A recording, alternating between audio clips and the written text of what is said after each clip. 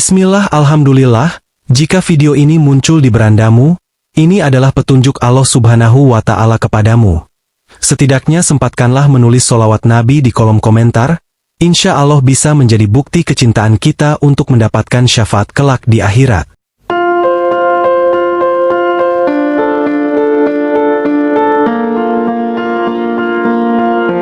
Assalamualaikum warahmatullahi wabarakatuh. Harapan dan doa saya, sahabatku semua yang menonton video ini senantiasa diberikan kesehatan, panjang umur, dilapangkan rezekinya, dimudahkan dalam setiap urusan, dan terkabul semua cita-citanya.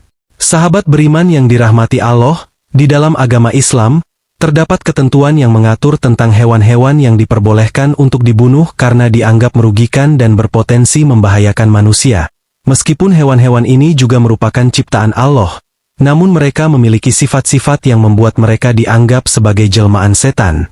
Dalam menjalankan kehidupan sehari-hari, kita sebagai umat Islam diajarkan untuk memperlakukan makhluk hidup dengan penuh kasih sayang, namun, terkadang ada situasi-situasi tertentu di mana kita perlu mengambil tindakan untuk melindungi diri kita sendiri atau orang lain dari bahaya yang mungkin ditimbulkan oleh hewan-hewan tersebut. Kali ini, kita akan membahas lebih lanjut mengenai beberapa jenis hewan yang diperbolehkan untuk dibunuh dalam ajaran Islam, serta alasan-alasan di balik ketentuan tersebut.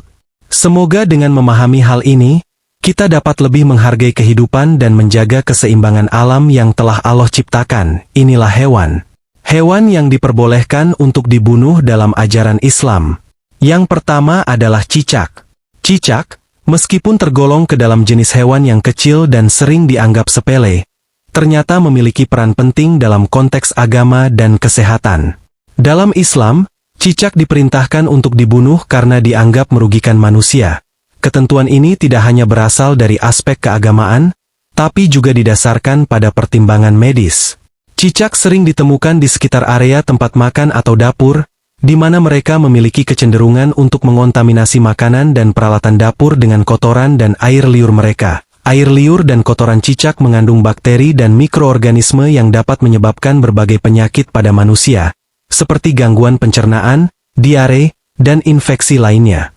Dengan membunuh cicak, kita melindungi diri dan keluarga dari potensi penyakit yang dibawa oleh hewan ini. Dalam hadis riwayat Muslim, Rasulullah menjelaskan bahwa membunuh cicak akan mendatangkan pahala sebagai bentuk perlindungan terhadap kesehatan manusia. Hadis ini menyebutkan bahwa cicak adalah hewan yang ditiup oleh setan ketika Nabi Ibrahim alaihissalam dilemparkan ke dalam api oleh Raja Namrud. Karena itu, cicak dianggap sebagai hewan yang bersekutu dengan setan, dan membunuhnya adalah tindakan yang dianjurkan dalam Islam untuk menjaga kebersihan dan kesehatan. Namun, dalam melaksanakan perintah ini, kita juga harus berhati-hati dan tidak berlebihan. Islam mengajarkan untuk memperlakukan makhluk hidup dengan kasih sayang dan hanya membunuh cicak ketika memang diperlukan untuk menjaga kesehatan dan kebersihan. Yang kedua, ular. Ular dikenal karena sifatnya yang beracun dan mematikan serta sering dihubungkan dengan praktik ilmu sihir. Dalam ajaran Islam, meskipun diizinkan untuk membunuh ular, Nabi Muhammad SAW menganjurkan agar kita tidak langsung membunuhnya melainkan diusir terlebih dahulu. Hal ini mencerminkan ajaran beliau yang penuh kasih sayang terhadap makhluk Allah, bahkan yang dianggap sebagai hewan berbahaya seperti ular. Rasulullah menekankan pentingnya untuk memberikan kesempatan kepada ular tersebut untuk meninggalkan tempat tersebut sebelum akhirnya diambil tindakan yang lebih tegas. Dalam hadis riwayat Muslim, disebutkan bahwa jika kita menemui ular di dalam rumah, kita dianjurkan untuk memberi peringatan 3 kali sebelum membunuhnya. Peringatan ini bertujuan untuk memberi kesempatan kepada ular tersebut untuk pergi, karena ada keyakinan bahwa beberapa ular bisa jadi adalah jin yang menjelma menjadi ular. Namun, jika ular tersebut tetap berada di tempat tersebut setelah diberi peringatan, kita diperbolehkan untuk membunuhnya.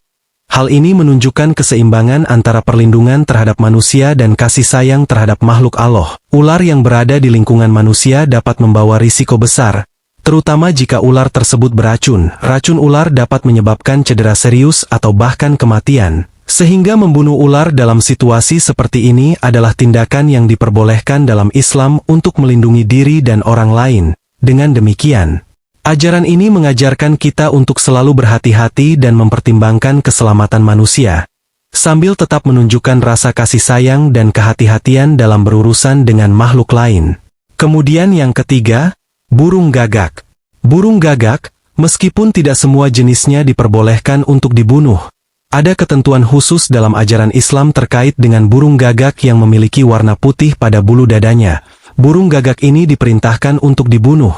Meskipun alasan di balik ketentuan ini tidak dijelaskan secara eksplisit dalam sumber agama, namun beberapa ulama berpendapat bahwa burung gagak dengan ciri khusus ini mungkin dianggap sebagai tanda atau simbol dari sesuatu yang buruk atau berbahaya. Burung gagak secara umum sering dihubungkan dengan kematian dan pertanda buruk dalam berbagai budaya, termasuk dalam Islam. Dalam beberapa hadis, burung gagak disebutkan sebagai salah satu hewan yang boleh dibunuh karena dianggap mengganggu manusia, meskipun alasan spesifik tidak dijelaskan. Sebagai umat Islam kita diajarkan untuk mematuhi ketentuan yang datang dari Allah dan Rasul-Nya.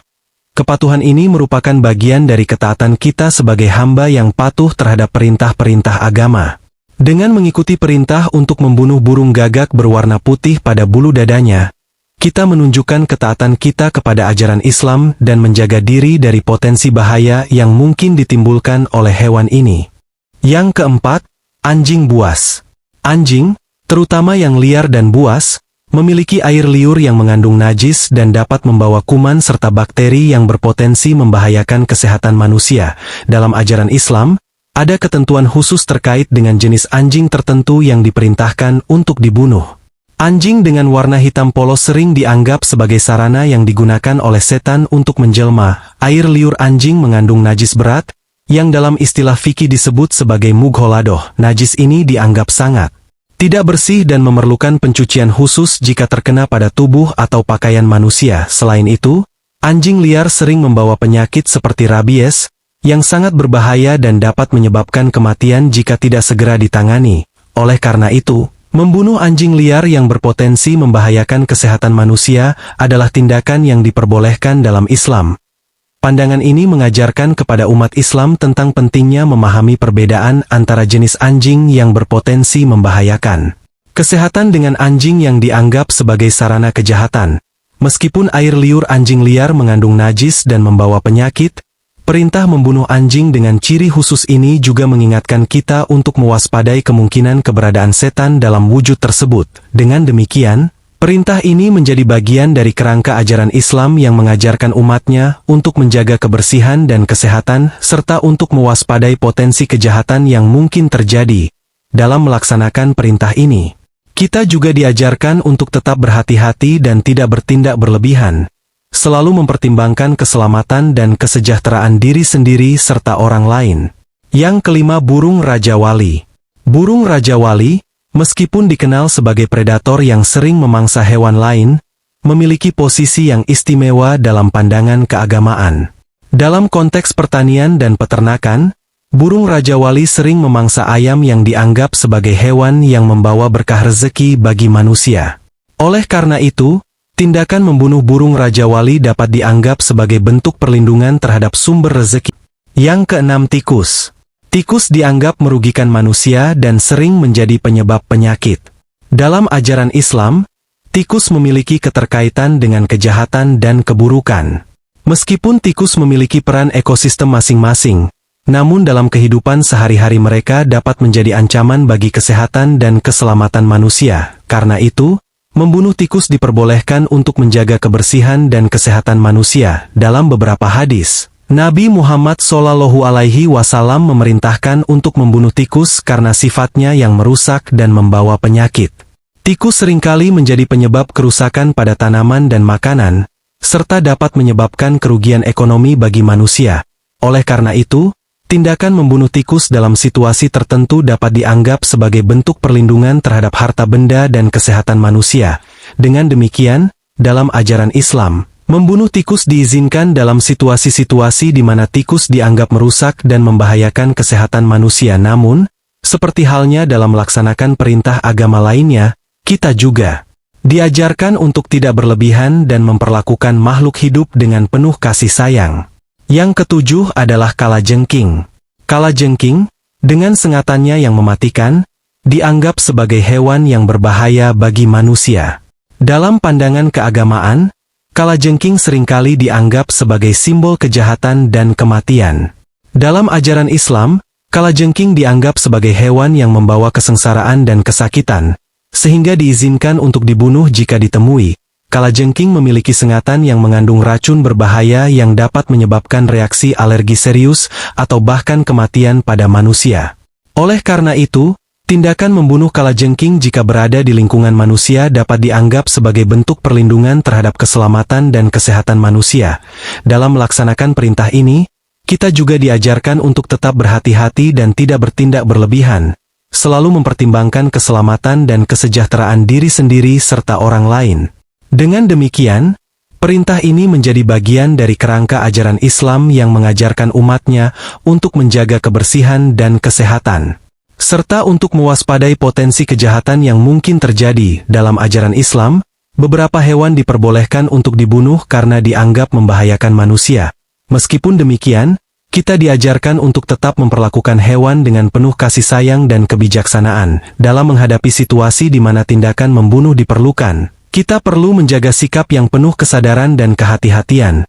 Semua makhluk ciptaan Allah memiliki peran dan tujuan yang baik, dan kita sebagai hambanya harus menjaga keseimbangan alam dengan bijaksana. Semoga pemahaman ini memperkuat kesadaran kita akan pentingnya menjaga kehidupan di bumi ini, serta menjalani kehidupan dengan penuh kesadaran dan kebijaksanaan. Amin. Demikian yang dapat saya sampaikan, semoga bermanfaat. Wassalamualaikum warahmatullahi wabarakatuh.